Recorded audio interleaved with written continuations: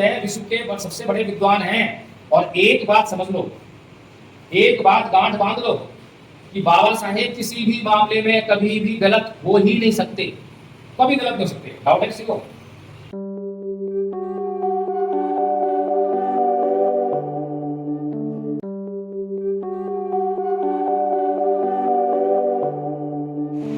ब्राह्मण लोग कितने हैं देश में?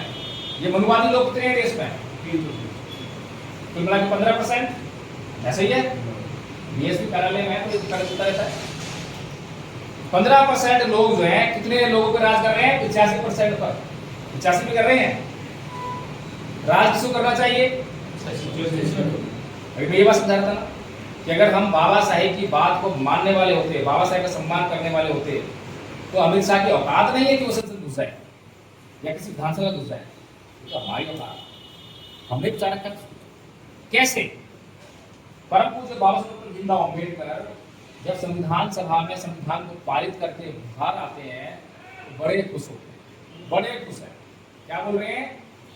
ये नारायण चंद्र, आज मैंने रानी के पेट का ऑपरेशन कर दिया है।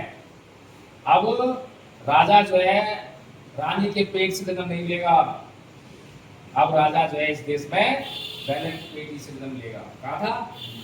और फिर क्या बोले कि जाओ ऐ मेरे समाज के लोगों, अपने घरों की दीवार पर लिख दो कि हम इस देश के शासक हैं। कहा था।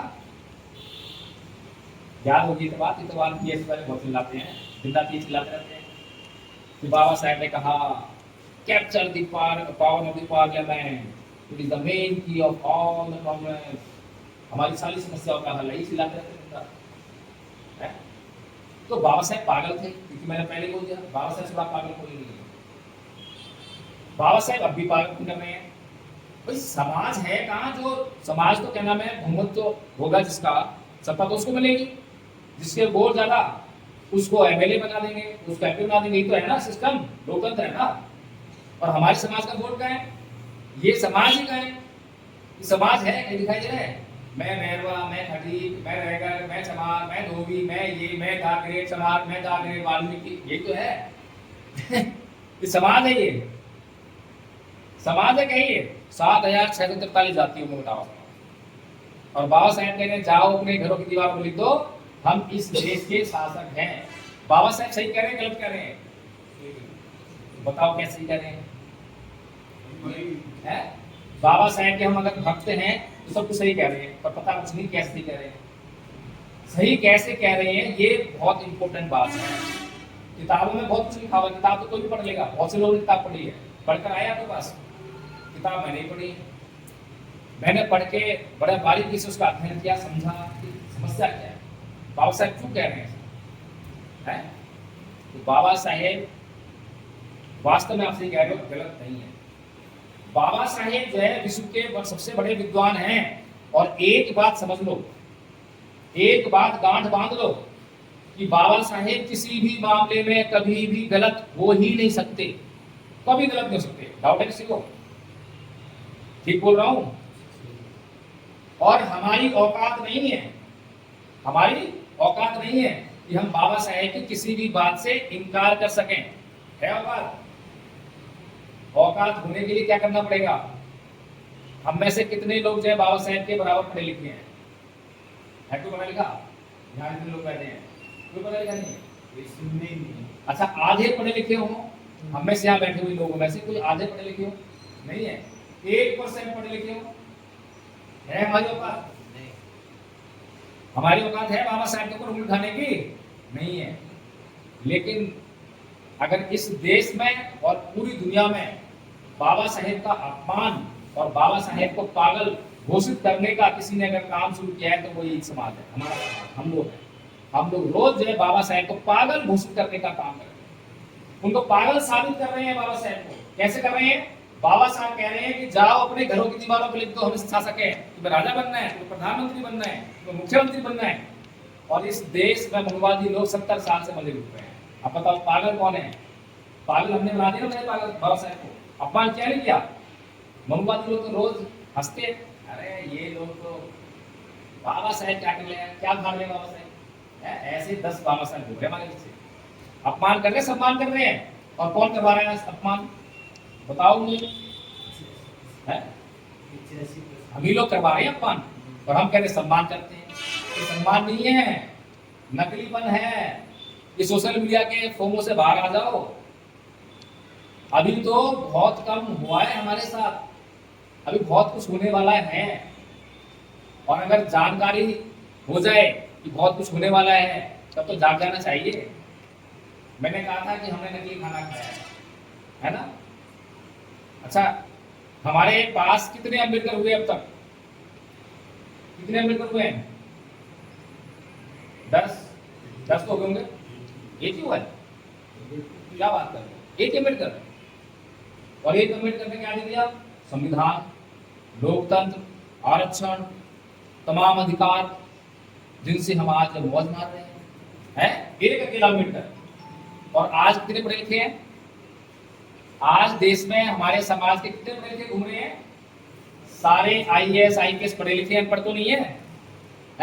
सारे जज, जितने भी सुप्रीम कोर्ट तक जज लगे हुए हैं, सारे आरक्षण से लगे हुए हैं, सारे पढ़े लिखे हैं, पढ़ तो नहीं है कोई भी?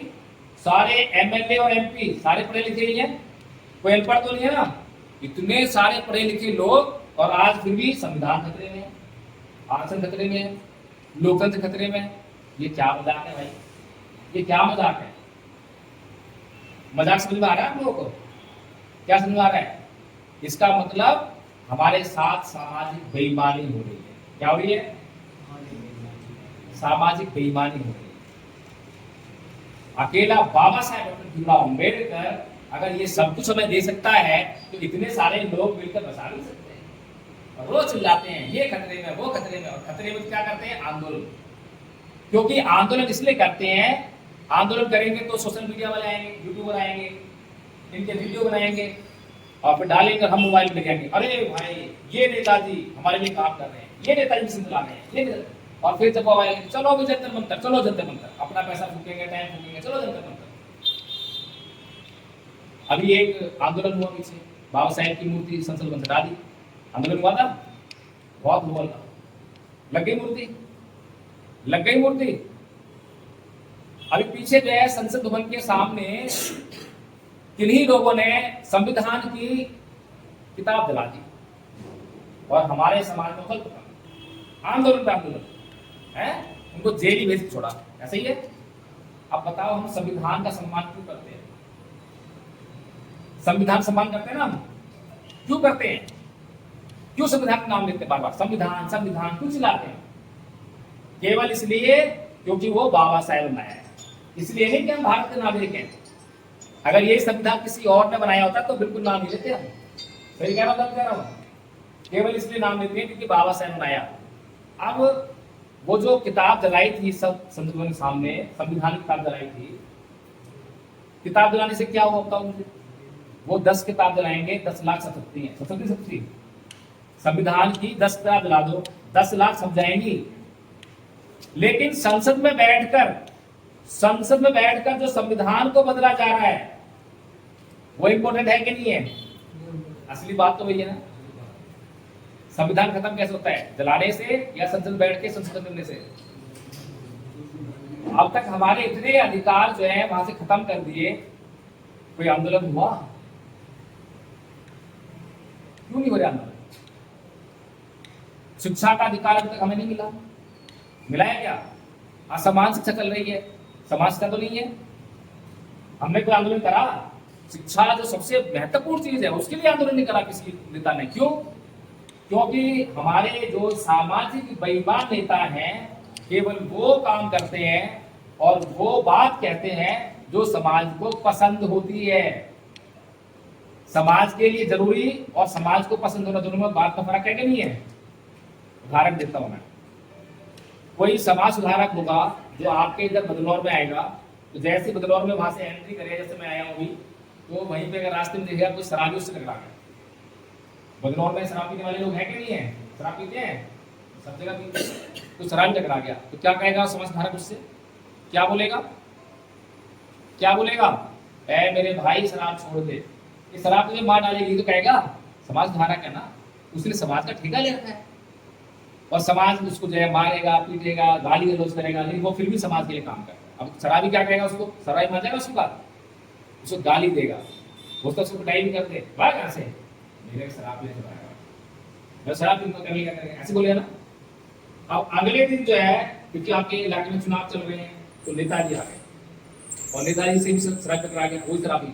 अब क्या कहेंगे नेताजी, नेताजी क्या कहेंगे, उसे कहेंगे कुछ साथ छोड़ दे, वो अपने साथ में लेकर आएंगे ना बुआ, या पैसे लेकर आएंगे, ले पी और वोट मुझे ही दियो। अब समाज का नुकसान कौन कर रहा है और समाज का फायदा कौन कर रहा है, बताओ है? समाज का नुकसान नेताजी कर रहे हैं ना, और फायदा समाज सुधारक कर रहा है। तो समाज सुधारक जब आपके क्षेत्र में आता है तो आप उसका स्वागत करने आते हो माला लेकर। और अगर यहाँ पर जो है चंद्रशेखर जी की घोषणा आई थी, चंद्रशेखर जी आ रहे तो सारा बदनौर क्या ब्यावर ये सारे लोग यहाँ पे यार हैं, बताओ कैसे उत्थान होगा समाज का, कैसे भला होगा। और ये नेता जो है बाबा साहेब की बात बिल्कुल नहीं करते, मैं आपको गारंटी से कह रहा हूं, गारंटी से कह रहा हूं। अभी आपके नजदीक ही जालौन है, जालौन घटना घटी, इंद्र मेघवाल अत्याचार हुआ, कैसा अत्याचार था, जातिवाद पे, है ना। हमारे नेताओं ने क्या करा, क्या करा हमारे नेताओं ने, आंदोलन किया, ये किया ना, आंदोलन किया ना हमारे नेताओं ने, सारे नेताओं ने, जितने भी हमारे राजनीति करने वाले नेता हैं सब पहुंचे वहां पर आंदोलन करने के लिए, ताकि कोई रह न जाए। ऐसा ना हो कि ये असपा वाले बोले कि बीएसपी वाले नहीं आए और बीएसपी वाले चिल्लाएंगे कि असपा वाले नहीं आए, इसलिए वो छूट ना जाएंगे गलती से भी, है।